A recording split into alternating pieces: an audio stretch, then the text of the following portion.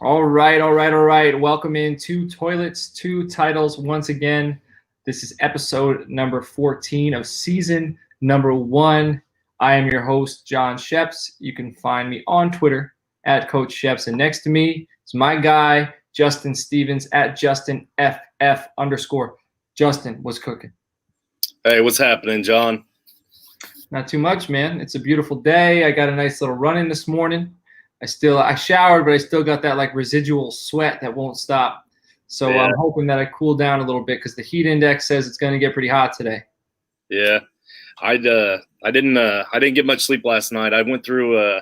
I was up past 3 a.m. trying to get together an article for the most recent episode that we did with the mock draft. So I've got quite a bit of it put together. So I just need to finish up some things, and hopefully I'll get that over to Joshua at fusionffb.com here pretty soon. But I did set my alarm and then woke up to some messages for the Frankenstank League and got me pumped up. So I'm ready to roll. Yeah, man. We before we get into that, remember you can find us on Twitter at Toilets to Titles. You can find our guy Nate Dirt, who just passed 750 followers. So Nate's climbing at Nate_Dirt19. Shout out to Nate for climbing up the ranks there. You guys can listen to us on Apple Podcasts. You can listen to us on Podbean, Spotify, Periscope, or our YouTube channel if you're into that sort of thing. This season, we are doing a promotion every 50 followers. We are going to donate $10 to a charity of our choice. That's a hashtag Fantasy Cares. Currently, I think we're at like 279. I believe. So I believe we're only 10 followers away. Let me double check. We've been climbing. So this is the second time. This will be the second. We're at 277, so we're 12 away. This will be the second time we hit 50. So it'll be up 100. So then we're going to have a running total, $10 every time. So we'll get to $20 once we hit 289. I do want to talk about Frankenstein, but before we move on to that, there's another draft I want to talk about. Episode number 13, Justin was just talking about that. He's going to be writing an article that's going to be at fusionffb.com so that you'll be able to go back and look at this draft and probably print it out if you want to use it to help you draft. We had Bob Harris, Shane Hallam, Joshua Bigby, George Reed, MJ Hurley, Mike Jernigan, and the three of us. That was an excellent episode. A lot of content. It was about an hour and 50 minutes long. We went 12 rounds. So it's a marathon, but it's the type of thing you got a long road trip, a few days before your draft. I'd suggest saving that thing, downloading it, and getting ready to listen to it as some brain fuel prior to your draft. So Justin, Frankenstank is alive. I believe we're in round number 6 right now, and it's going a little differently than I expected it to go. But I'm all right. I'm rolling with the punches. What are your thoughts? It's going quite a bit differently than I expected. I really kind of was expecting to see a lot more quarterbacks coming off the board early, but I think a lot of people are seeing the importance of having those big play guys that could get you those extra bonus points in this scoring format. So I don't think that a lot of people know what to do, which is absolutely insane. Like not insane in a good way. Like it's crazy. It's a crazy league. We none of us really knew exactly where we wanted to draft from. Nobody knows who to draft or who to focus on, and it's just a wild league, man. I think this is going to be a lot of fun year in and year out to come. So I'm really looking forward to see how the rest of the season shakes out, because if it's anything like this draft, it's going to be insane. What are your thoughts so far about your draft? Tell me your team right now currently. Let's see. My team is. I have. So we start off with 2 rookies. Oh yeah. So there's the thing with this Frankenstank league. There's a lot of twists and turns. With the rock paper scissors to decide draft order, and people got to choose their draft order. But the thing is, you had the first draft we did was 2 rounds of rookies only, okay, and that was snake style, right? But then the third round was veteran non-QB. So if you chose the first, and we did a reversal in the third round. So if you chose number 1 in the rookie draft, you got the last pick of the veteran non-quarterback. But then the 4th round was quarterback only. So you got the first pick in the quarterback draft. And then the 5th round, it was snake style from there on. and it's free for all after that. So that is what we had. So Justin, you drafted from the 8 hole, correct? Right. So my thinking there, knowing that in that third round when we were doing non-quarterback veterans, there was a decent shot that I might get Tyreek Hill. I didn't think that Michael. Oh shoot! Hold on, my son's calling me. Uh-oh, we got, this is his son, who, just so you know, designed our logo. Okay, so we turn our phones off. David, are you there? Yeah. Hey, guess what, buddy? You are live on our YouTube channel. This is great. This is great content. We wanted to get the cat on who designed our logo, so you called at the right time. Yeah, buddy. You called to get some publicity here for your web design stuff. All right. And when you called, it kicked out my my box here, so I can't even pull up the StreamYard again. Here we go. Maybe this will work. Yeah, I can't even pull up the StreamYard. I think I'm. Oh wait, here we go. So what's going on? Hey, let me call you back, David, after the show. Okay. Okay. Thank you. All right. All right. And that was David. That was again the designer of the logo. So we had to let him speak. So anyway. You thought that Tyreek Hill would be there. You didn't think Michael Thomas would be there. Michael Thomas ended up being there. What's your thought process? So my thought process with the rookies were to kind of go more, because I'm not big on rookie wide receivers. That's been discussed 1,000 times already, especially when we went over the wide receiver episode. So rookie running backs, on the other hand, sometimes when given the opportunity can perform. So I figured if I went a little bit heavier in those first 2 rounds with rookie running backs, it would give me that freedom to be able to take Tyreek Hill or even Michael Thomas if he was still there when we did that third round.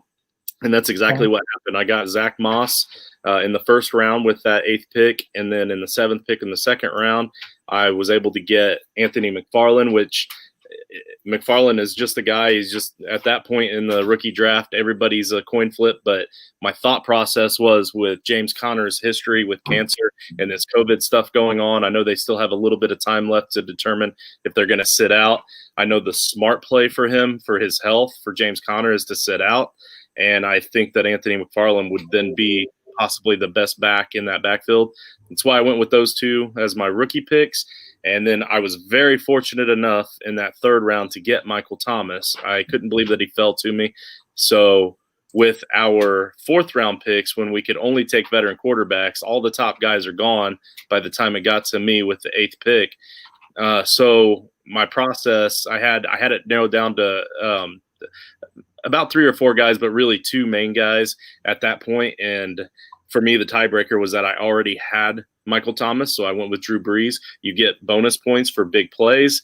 I think that this could be Drew Brees' swan song, and hopefully he will go out with a bang and hit his boy Michael Thomas a lot deep for some bonus points.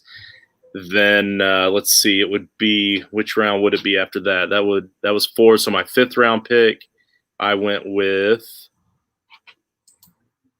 Leonard Fournette.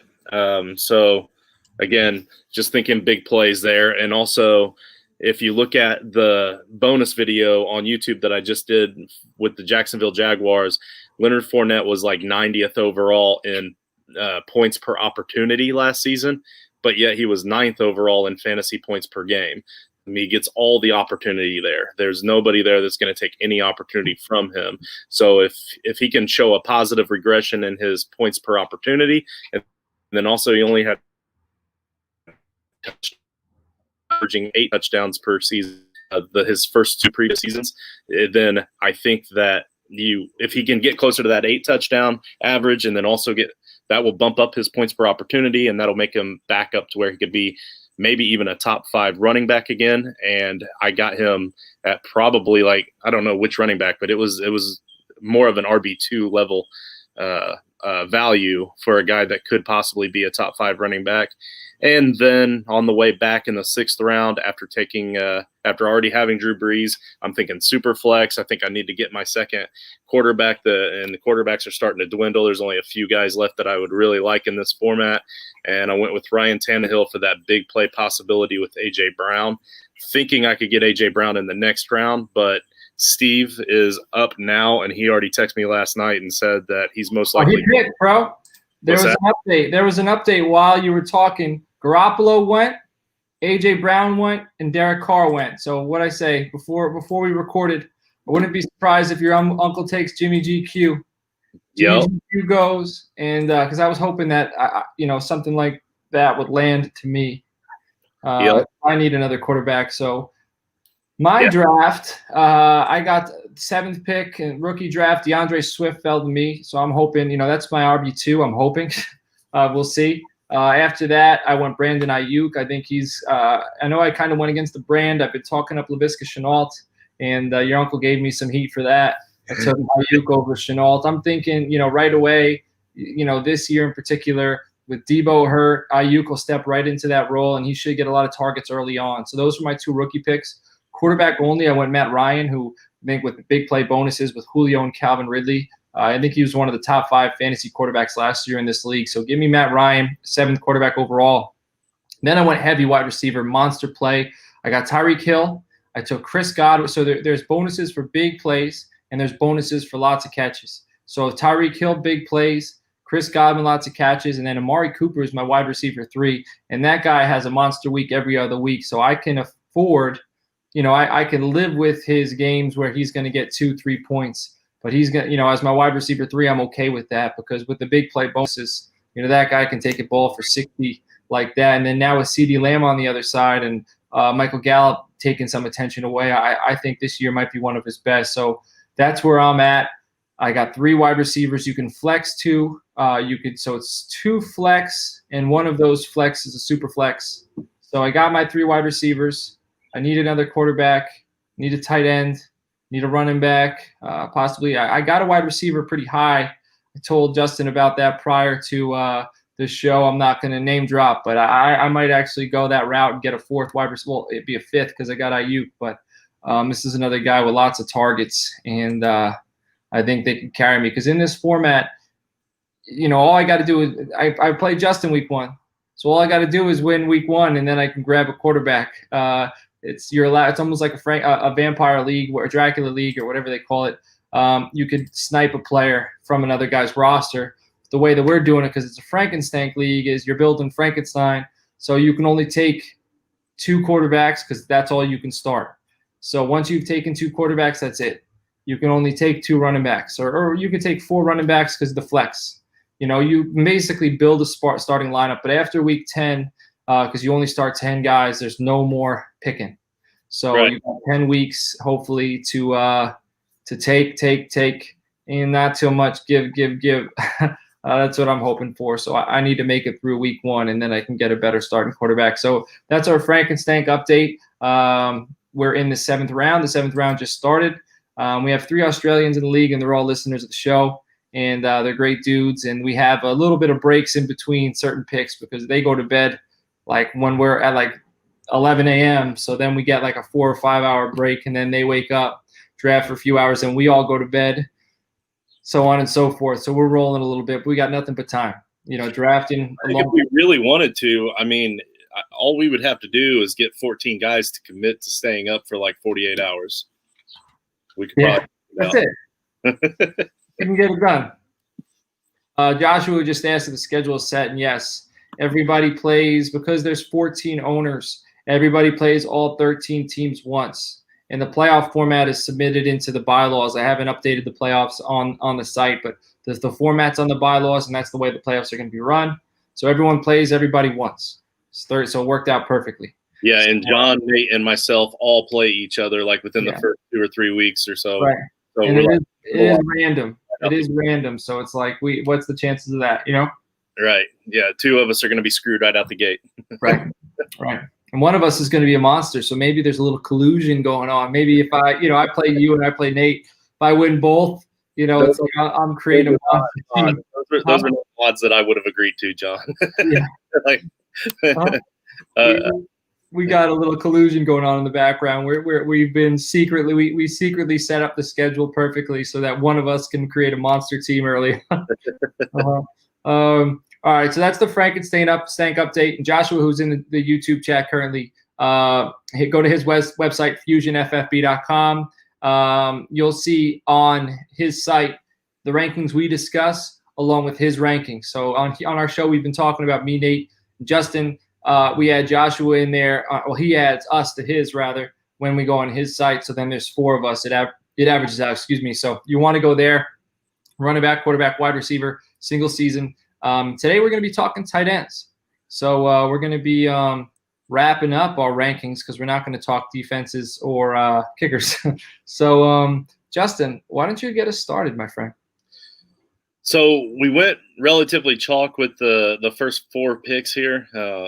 Kittle, Kelsey, Andrews, and Ertz. Kittle, I went second. Kittle is my second tight end overall in PPR, and you and Nate have him first. So as our 3-team consensus here, we have him as the one for tight ends, and Kelsey still slotted in at 2. I still stuck with Kelsey as the number 1. I think he has at least one more number 1 season in him just because they throw the ball a lot more than San Francisco. And then Nate has Kelsey as the number 2. You have him down as the number 3. You actually have Andrews above him, which there's a lot of things about Andrews that kind of make me question, kind of scares me having him even as my number 3. So I'm interested to hear that. I just think Lamar Jackson, interested. The dude killed it last year. I think he was a top 3 tight end last year, so he's done it. I don't think the offense improved too much. I don't think Lamar Jackson's going to run as much, and I think he'll improve as a passer. And where he's best is down the seams. When you watch Lamar Jackson, his best balls are down the seams, and that's where Mark Andrews works. So I think Mark Andrews is coming into his prime. And I also think Kelsey, the dude blocks. He's a very physical guy, and he's getting old. He's got a lot of wear and tear, and it beats you down. And, he's technically savvy, but he's also got good speed and good burst. And I don't think, I have him 3, so I clearly think he's still a dude, right. But that's not going to last forever. I think Andrews is coming into his prime, and I think Kelsey is coming out of his prime. So I think they're close, but I think Andrews is going to blow the top off the thing. So and then Kittle, Kelsey, tomato. I think Kittle's another guy though. If I have him in Dynasty, I probably want another season of him, and then I'm selling him because he plays so physical. I don't think that guy's going to last. He's a monster. I think San Francisco's going to give him a huge contract. He's going to have 1 or 2 good years after that, and then, get rid of him because his value can't go up and he can only go down. So those are our top 3. 4, we have Ertz. You had him 4. I have him 4. Nate has him 5. And then Ingram, we have 5. You have him 7. I have him 5. Nate has him 4. And then Waller is 6. So you have him 5. Me and Nate have him 6. So I'll speak on Ertz. Dude's as consistent as they come. He's another guy who gets dinged up a lot. Dallas Goedert's going to rise, but when he's on the field, and also Goedert and Ertz are both startable because their offense, who are they going to throw the ball to? Wentz, his most, reliable wide receivers are his tight ends. So Ertz, as long as he's on the field, that dude's going to produce. Ingram's all upside. The dude's been all show, no go since he got here. But I think this is make or break year. He's coming up on a contract shortly. You have him at 7, so I'll let you talk on him in a second, but He is a physical specimen. He's engineered like a wide receiving tight end. If you went to the supermarket and you bought yourself a receiving tight end, you'd pick Evan Ingram off the shelf because he just looks the part, but he hasn't been consistent. So I like him there at 5, all for upside. What are your thoughts on him? Evan Ingram kind of has just broken my heart too much in the past. I'm really worried about his ability to stay. But I'm also not upset with him being at 5 because if he is healthy, he is a monster. He has the athleticism to be a top 5 tight end. The one here that you mentioned that I'm probably a little too high on is Waller, and that's just because I'm becoming more and more impressed with the wide receiving core that they're trying to build out there in Vegas. So I should probably worry a little bit more about the opportunities that Waller's going to get. I might have to drop them down a little bit before the season starts. We did these rankings several days ago, and I probably should have saw that coming anyway. But so he might even drop down to 6 or 7 for me, which would likely probably put Ingram up a little bit. But But yeah, so I mean, Waller is still athletic in his own right, and it's not like he has a lot of competition. I know Foster Moreau and Jason Witten are there, but he's clearly better than both of them. And Derek Carr loved throwing Carr knows him. that season. Carr knows him. Carr doesn't know the other guys yet, Yeah. And they haven't been able to throw all offseason until now. Maybe they've gotten together, so I can't tell you what they've done. But Carr knows Waller. Yeah. And who knows, these other guys, they might, Edwards, Bowden, Ruggs, you might have a week of this guy, a week of that guy, a week of this guy. So, but Waller, I think, will be consistent. So, I mean, 5, that's 5 is steady. Hunter Henry, I have him at 8. Nate has him at 7. You have him at 6. So it's like Hunter Henry and Ingram kind of flop for us. And I think it's similar situation. I'm a little higher on Ingram. You're a little higher on Henry. But both of them are excellent tight ends that just can't stay healthy. I'm a little more concerned about Henry because I don't know what he's going to look like with Tyrod. I think I might like him a little bit more if Herbert's in. But, I don't know. I don't know what the offense is going to look like with Tyrod, and I don't know if Henry can stay healthy, but he's very talented. I can say that much about him. I mean, I like Tyrod for this offense. I really kind of do, and I like Justin Herbert for this offense too. I think either one of them are likely going to want to play that dump off game a lot. So that's why I'm a little bit higher on Henry. But I do, like you said, I have the exact same concerns for him as I do Ingram. They're the same guy. They're the same dude in my mind. It's just I think Ingram might be just a little bit more athletic, but Henry has that ability to find the holes in a zone defense. Like for a tight end, he is incredible at that. It's almost like watching Marvin Harrison find the holes in that defense. It's so weird to see a bigger guy do that. So that's why I like Henry. If he's healthy, he finds a way to get himself open, and I do think that they'll find a way to get him the ball. So I just hope he stays healthy. I got a lot of shares of him. What are your thoughts on Higbee? We have him at 8. You have him at 11. I have him at 7, and Nate has him at 8. I'm glad that we did this a long time ago. I had time to adjust that. I had Higbee probably a little bit too far down, and I bumped him way up to 11, and I'm still the lowest on him, and that's only because I'm still low on Jared Goff.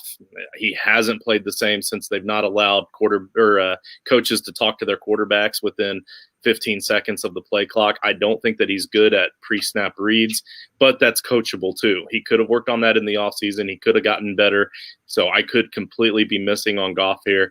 But also Tyler Higbee came on really strong at the end of the season, but Gerald Everett also was still banged up and not playing 100%. And when he did play, a lot of times they had him in there to throw blocks. So I'm not sure about what's going to happen with Gerald Everett. If he comes back and he's more involved in that offense and they run a lot of the 12 offense where they have 2 tight ends out there, a lot more than they might be splitting that up a lot more than people are expecting. But the potential is there to be really high. So at this point in the draft, if you're taking a tight end, you're probably taking this guy around the 8th round.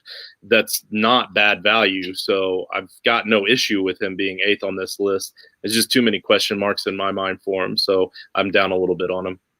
Yeah, I mean, he had 89 targets last year, which is a great number for a tight end. 69 receptions, 734 yards. His touchdowns were a little low. He only had 3. But he had a monster performance. He's only 26. Last year was 26. He's going to be 27 this year. So a single season, I'm going to, at the tight end 8, where I have him, or I think that's, I'm going to buy that because I've seen it. And the rest of these guys behind him, some of them I have question marks about, but the talent's there. But he's one of the last guys I think I'm confident in, fully confident in. So, I'll take him, at lesser value than some of these guys above him. And hopefully I can stack my roster a little bit prior to getting him and then nab him, put him in as my tight end 1 and hope that he continues to see a hefty target share. After him, we have Austin Hooper, who I'm a little lower on than you are. And I think that's just because I don't like the offense he's in.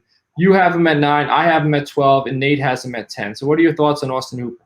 I think maybe my brain is being diluted by the Fusion Fantasy Football chat room because our boy Joshua is big on Hooper, and he's making a lot of good, fair points about how he's consistently underrated. The last 2 or 3 seasons, he's consistently gotten better and better, and not because the offense has changed, because that Atlanta offense really hasn't changed. He just became more and more of a focal feature, which is also a good argument for why he's down on Hurst as well. But I've got a different argument for Hurst we'll get to later. So I still love Hooper here, and appreciate all the info I've been getting from Joshua on him, because I'm ranking him a little bit differently. I rank him just a notch higher than he probably should be, just to kind of help ensure that I'm going to get him in a lot of redraft leagues. And so far it's worked. He's started 28 games in a total of 59 over the last 4 years. So I'm a little concerned, with his overall health. Last year he started 10, year prior than that 7, 8, but the numbers, 97 targets in those 10 games. Those are monster numbers. So the upside's there, but I trust Ryan a lot more than I trust Baker Mayfield. I think David Njoku, is a better tight end prospect than Austin Hooper is, and he can't even get him the ball, and they're trying to get him out of town. What's that? Yeah, I'm still really hoping I'm really hoping they find a spot for Njoku, because if they can find a spot for him to go to where he could excel, like maybe, I don't know, Indianapolis, then I think both of these tight ends could have an incredibly good season this year. And you're talking about all the games that Austin Hooper started. He still played in 16 games in 2018 and played in 13 last season. So he just wasn't starting because they did all that crazy crap where they would roll out with no starting tight ends, or they'd roll out with a 2 tight end set, but he wasn't technically the starter.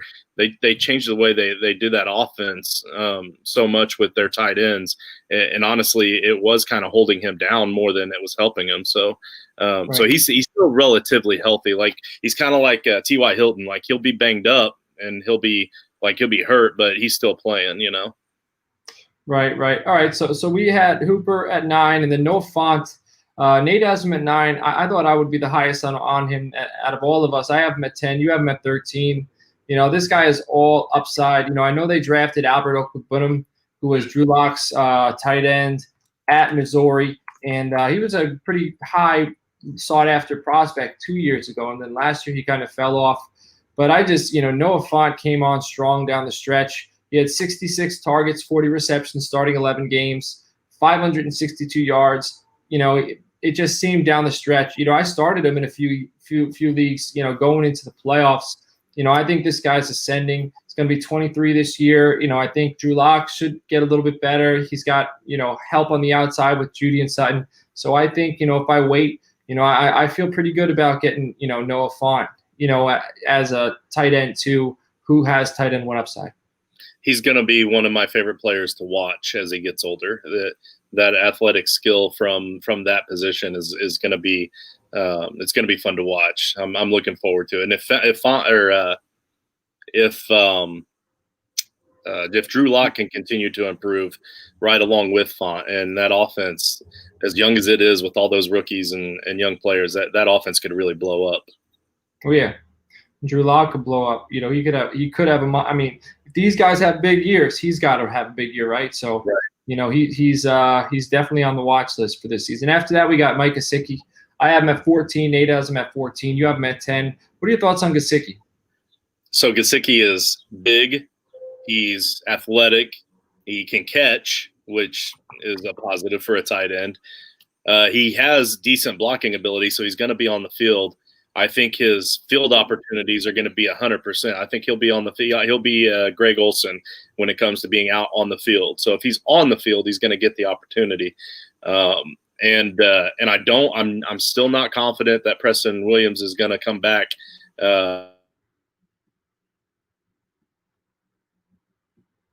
Still be 100% effective.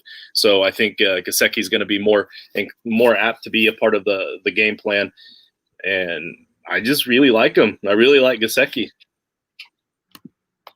I mean, he had 5 touchdowns last year. He played in all 16 games, started 5 of them. 5 touchdowns. That's a great number for a tight end. On 89 targets, 51 receptions, 570 yards. So he's definitely another guy who, is a breakout candidate. And especially, again, if the rookie quarterback comes in, Tua I think he should get familiar with his check down guy in Gesicki. But Gesicki can also spread the field, and he'll excel with Fitzpatrick. So, I think this guy is definitely on the radar for breakout. Another guy who's on the radar for breakout, we kind of flip on this guy, is Jonnu Smith. I have him at 11. Nate has him at 12. You have him at 15. This is a guy who, has all the athleticism in the world. And I think, there's not really much competition there outside of A.J. Brown. He had 30 targets year one, 30 targets year two, 44 targets last year. He went from 18, 20 to 35 receptions. And I believe Delaney Walker was there, until last year. So he had 3 touchdowns last year. And I believe he ran the ball 4 times, which for 78 yards, which just showcases his phenomenal athletic ability. I think that the coaches have to see. I mean, if they ran the ball with him, they saw that this guy is a dude, and I think they're going to find a way to get him a ball more so than they did last year. I would expect his targets to go up from 44 to about 80, and I would expect his receptions to go up from about 35 to 55, and hopefully his touchdown numbers go up. So this is another guy who needs to be on the radar. If you don't pick tight end, if you don't get one of the top 12, this is a cat who you definitely could pick up and hope that he breaks out and he becomes a guy that people are going to be putting in their top 5 next year. So you have him at 15, not too far off. What are your thoughts on Jonathan? A lot of the same thoughts. I mean, if you're going to take a chance on a guy on a tight end, I kind of have other guys that I like better, but I'm not mad at you for going after a guy like Jonnu. I will say that even after Walker was gone last season, he still only got about 3.5 attempts per game. And they just don't throw the ball enough for me to wet my whistle. Like, they're gonna run. If it's 3rd and 9 from the 50 and they just need that 10 yards to get them in field goal range and to keep the sticks moving, they're still going to run the football. And if they find ways to get him the ball, you know what, if they make Jonnu Smith a running back and he's the number 2 running back there and he gets some carries that way too, then sure, I'm all for it. But I don't know. He is athletic. He's exactly what I described with Gesicki. He's the kind of tight end that you want to have. But unfortunately, I just don't think that offense is going to support him well enough. So I'm down. That's why I'm down on him more so than you. But also, I still own him in a couple of leagues. I'm not upset by it. It's just not. He's just not a guy that I'm really going after because there's so many other tight ends in this range that I'm a little bit more confident in. Yeah, I think the offense evolves a little bit. This year, going to Tannehill's second year. I think last year he probably took over running Mariota's offense. And they probably slowly, released the reins a little bit from that and evolved into something else. And I think with the full off season, the coaches can plan to have Tannehill under center. I would expect it to evolve, and it's still going to be run heavy. But they know they got to play with the Chiefs, and they know they got to play with the Ravens, both of which, they can run the ball as much as they want as long as they're holding those teams to 14, 17 points. But if one of them gets out early, they know they got to be able to put up points, in order to keep up with them. So when you got teams like that in your conference, you got to have those plays in your playbook. You got to be ready just in case. Ideally, again, run the football, play good defense, low-scoring games. But they got to be ready to go, and I'm sure they're going to try to air it out a little bit just so they're ready, just in case those games pop up. After that, we got Hayden Hurst at 13. I have him at 15. Nate has him at 16, and you have him at 8. So what are your thoughts on Hayden Hurst? I'm responding to Joshua here. My thoughts on Hayden Hurst.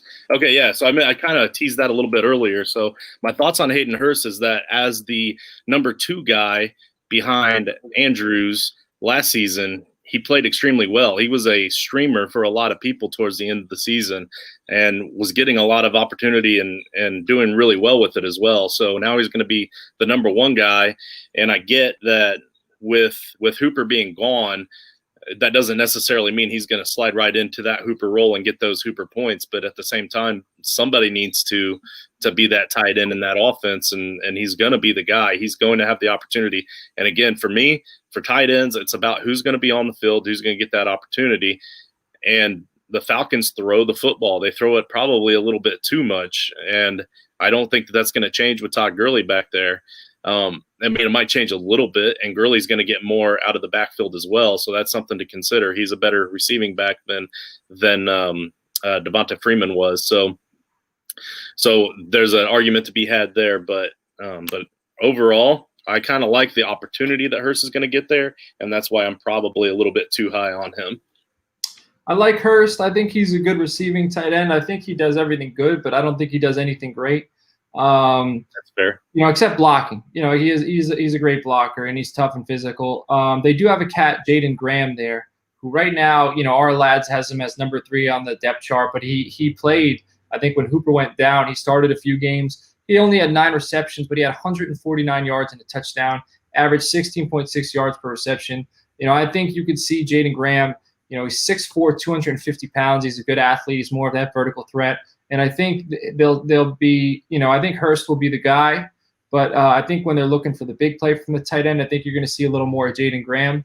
But again, with new guys going to new teams, it's hard to say right now because we haven't really seen anything. We haven't seen them in the offense during the summer. We haven't seen them, who's getting rotated in. So this is all really guesstimation. They went out and got Hayden Hurst, so it's safe to say that he is going to be the dude there. Me saying that I think Jaden Graham is going to, cut into his playing time a little bit or be more of the vertical threat or the big play tight end. It's hard to say because we're not seeing him getting rotated in. We don't know what's going on. So I understand why you're high on Hurst, but, I'm not as high on him. A guy that I am really high on is Dallas Goedert. I have him at 13. Nate has him at 11. You have him at 17. This is a guy who great hands, great route runner, consistent. He won me 2 leagues last year, 2 tight end premium leagues because I was able to start him often. Zach Ertz has an injury history. All of the wide receivers in Philadelphia have an injury history. And Carson Wentz needs somebody to throw to. So I think he's a great guy to get as my number 1 tight end too. What are your thoughts on Goedert? My thoughts here, the reason my ranking's so low is because this is redraft, so you're thinking 1 season. I do think that he's going to be the guy for Philly whenever Ertz moves on, and because I don't think that they'll re-sign. They might run 2 tight end sets for a long time there. I don't know. But a lot of the time that Ertz and Goddard are getting all those catches or whenever all those wide receivers are hurt or not on the field because they've suffered so many injuries the last 2 years. And we talk so much about positive and negative regression in fantasy football. What are the odds that there's going to be a 3rd season that there's that many wide receivers that just get slaughtered in that roster? So you've got Alshon Jeffrey, who's currently on the PUP list again. Don't know if he's going to be ready for week 1 or not. You got Don Jackson, who's 30-some years old. But in Jalen Reagor, they drafted. John Hightower, they drafted. J.J. Arcega-Whiteside it's his 2nd year. So, I mean, they do have some bodies. They've got some people to put in there. And if they can stay healthy, Deshaun Jackson stays healthy, and Alshon comes back, they've got some more wide receiving options. And I think that those wide receiving options are being highly underrated. If healthy, then I think that they're going to take away a lot from that number 2 tight end position, because as much as I do love Goedert, he's still the number 2 option at tight end for now, even though they do run a lot of 2 tight end sets. Maybe they don't run as many if they have a bunch of help. Jackson's washed. Alshon Jeffrey's washed. J.J. Arcega-Whiteside got worse as the season went on. Jalen Reagor is the only guy I think who has any say in the target share. Between I think you're just going to see a rotation of the other guys. Wentz knows what he has with this guy. 87 receptions in his 2nd year. Let's start in 9 games. 87 targets with 58 receptions, 607 yards, 5 touchdowns. I'm not saying this guy is going to go for 1,000. I'm saying he's probably going to go for 600 or 700 again. And right, which is right around. That's right around the tight end 12, 13, 14 spot that we have him. So, and if you're right, then I'm going to miss him, and that's. I'm perfectly okay. There's so many other area, but I probably will miss on him because he really is an athletic guy. But I don't know. I just try to avoid the question marks here. We could do Goedert versus Hurst if we don't have either of them on the board yet. If Goedert and Hurst aren't on the board, let's do. I'll take my 13 versus your 8 because I have Hurst at 15. That sounds good. I don't have a pen and paper with me today, so we'll go back and look at it later. I'll message it to you now. Never mind. Next, I've got it up on the dock. We're good. all right, perfect. All right, so next we got Gronk, who I have at 9, you have at 20, Nate has 13. I don't know. I think how long has he been out? 1 year? So yeah, I don't think he could have lost it too much. I think he's going to have fun this year. I think he's going to loosen up. He's going to be a little bit more of himself. I think he's got Evans and Godwin. He doesn't have to be the main guy. Maybe I'm a little too high on him. Seeing you have him at 20 makes me second guess that. But he is still Rob Gronkowski. And I think 9 is probably the lowest I've ever had him. So until I see him fall off a cliff, I'm going to buy him. And I'm still, lower than I've ever been on him. So I got him at 9. What are your thoughts having him at 20? I honestly think that Nate's probably closest to right here. I think you're probably a little too high, and I'm probably a little too low. I feel like with Godwin there, Brady does still have the capability to throw the ball deep to Evans. I'm not going to act like I'm that Brady hater. Like, he still has skills. He's going to throw the ball deep, but he's really, really good at that short pass game. And he has a really young, really talented wide receiver that is like Julian Edelman, only better in Godwin. And I just think it's going to be his favorite target. He's going to go to him a lot. I don't think that Gronk is going to be needed very much between the 20s. I think they're going to utilize him more in the red zone, but they also have Mike Evans that they utilize a lot in the red zone too. So I just think that the opportunities are going to be down there. And Gronk didn't look like Gronk that last season, but he also had a lot of back issues. Personally, I have a lot of back issues, so I know that feeling, and I can see where that would really screw somebody up. But I also know how difficult it is to get over back issues as well. So again, it's just the health and the question marks and the age and all that. But I would not be surprised to see Gronk pull in 8 touchdowns and 500 yards a season and make him a viable tight end option. So I think that maybe Nate is probably a little bit more right on the spot there. But I also don't like Tom Brady and Gronkowski, so I'm not going to draft him. So I'm going to keep him low in my ranks so I don't have to. And I mean, I'm an Eagles hater, and I'm high on Goddard, so that should say something about that. But his name is also Dallas, so there's that as well. All right, Gronk started 11 games, played in 13 2 years ago, and still had 682 yards. So he was hurt. I don't think he was enjoying football anymore. He looks like a new man. He looks fresh. He looks a little leaner. And I don't think the guy is going to go for 900. I don't think he's going to go for 800. But I'd say he tops the 650 mark. And I think he'd have about 5 touchdowns. So I think 650 and 5 is something I'd be confident in. And that's all right. That's probably, I'm a little high on him, having him at 9. Maybe I should have him closer to Goddard at 13. But again, it just don't feel right to me, putting him so far down. Next, we have Hawkinson, Jarwin, and Sternberger. 2 young guys, really close. I think it's safe to say that one of these guys should, outplay where we have them by a wide margin. You have Hawkinson at 12. I have him at 16. Nate has him at 15. Jarwin, you have at 14. I have at 17. Nate has at 20. And then Sternberger, you have at 18. I have at 20. And Nate has Sternberger at 18. So what are your thoughts, on these cats? Well, all 3 of us have Hawkinson as the top guy between those 3, and I think that one's pretty obvious.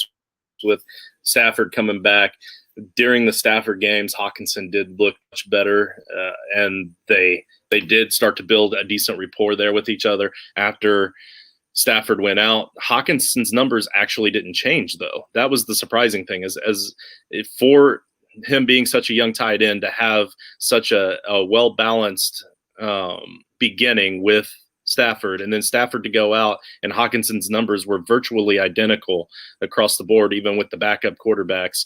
Now, I get that backup quarterbacks are going to target the tight ends a little bit more, but you would think that would affect a young tight end, but it really didn't. And I don't think there's going to be too much that's going to affect Hawk. I think he's going to continue to improve, and he should be a decent streamable option this season. And then, of course, we had our discussion in the Frankenstein chat yesterday about the Jarwin and Jonnu Smith comparison. So I know that most of our listeners are in that league, so I'll try to keep this a little bit short. But But Jarwin, I'm big on Jarwin. I have him ranked 14th on my list, but I honestly think he could finish even better than that. I'm kind of keeping it down a little bit, my expectations down a little bit, because I know that even at 14, I'm going to be the highest there is around on him, and I'll still get him in just about every league. But I think with that many options out there, he's going to be like the sixth guy that defenses try to prepare for. You got Amari, you got Gallup, you got CD, you got Zeke. They're going to try to work harder on trying to stop Dak. I mean, obviously, every player in the NFL is going to work hard to stop their guy. I'm not saying that they're just going to not pay attention to Jarwin, but if you got all those talented options out there, I'm thinking the number two coverage abilitied linebacker is going to be the guy that's trying to cover Jarwin. And not that Jarwin is super freakish athletic or anything, but they throw the ball a lot in Dallas. So there's going to be a lot of balls to go around, and he's going to be on the field every single play. So again, it's all about opportunity for me. So I'm a big Jarwin guy. I've been toting his horn all season, just like last offseason, I was toting the horn of Mark Andrews, and the previous season before that, I was toting the horn of George Kittle. So I don't want to call myself the tight end whisperer, but if it happens a third year in a row with Blake Jarwin, I think maybe some of you might ought to start calling me the tight end whisperer. Okay. All right. That's fair, but just as the number two linebacker is going to be running with him, the number four corner is going to be running with Michael Gallup, and there's only going to be 5 people in the box to defend Ezekiel Elliott. So I think he's going to be the 5th option. And if he could produce, if he could break out as the 5th option, that says a lot about the offense.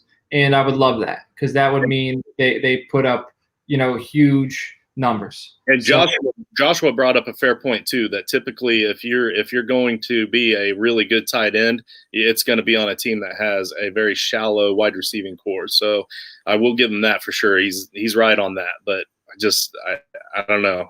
I got a really good feeling of Jarwin here. All right. So after that, we have, again, Sternberger's there. He's another cat who I think is the back end of these guys. We have the breakout type players. There's, Rodgers is going to need to throw to somebody. This is kind of, like Jonnu Smith. It might not come to the forefront as a similar situation, but as what you said about Jonnu, I think that could be said about Sternberger. They have a clear wide receiver 1, A.J. Brown, Devontae Adams. They have a coach who wants to run the ball and play defense. And I think with A.J. Dillon and Aaron Jones, I think you're going to see a similar running share that the Packers are going to employ to what the Titans are going to employ. I think they're going to be very similar. And it's kind of shocking because Rodgers is the quarterback, but he's not Rodgers anymore. So I think it might be hard for Sternberger to break out in that situation. I think Jonnu is a more talented player. So, I also think he's more developed in that offense. But Sternberger, it could happen. I think Lazard is slotted in as the wide receiver 2. They clearly like big targets for Rodgers, and Sternberger fits that. So he came on down the stretch, as Nate would let you know. So it's possible that Sternberger can break out. After that, we all had Irv Smith at 19. Then there's Jared Cook, who you had at 16. I had at 21. Nate had at 21.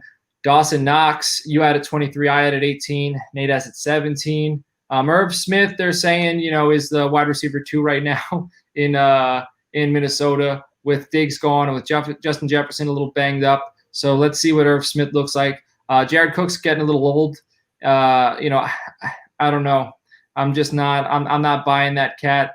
Dawson Knox, he's young, very athletic, and I think I hope they run the ball a lot, but I do think they're going to try to stretch the field. They're going to try to stretch the field often between Brown, Diggs, and Knox. I think they can get it done. I don't think Knox is going to be a consistent 6 or 7 target guy, but if he can get 4 targets a game and 2 or 3 of them are over 15 yards, and he can pull in like 3 receptions, 55 yards, and a touchdown here or there as your tight end 3, that's decent. And then if one of those guys go down, he might rise. Do you have any thoughts on those 3 cats?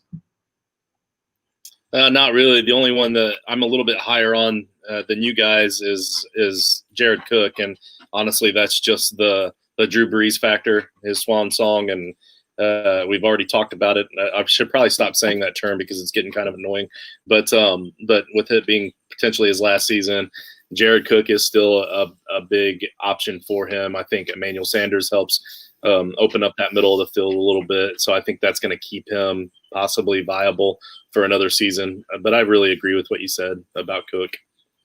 All right, and then I'll let you talk on Doyle. What do you think about Doyle, as he's still in Indy? So how do you feel about him? We all have met. I have him at 22. You have him at 22. Nate has him at 23.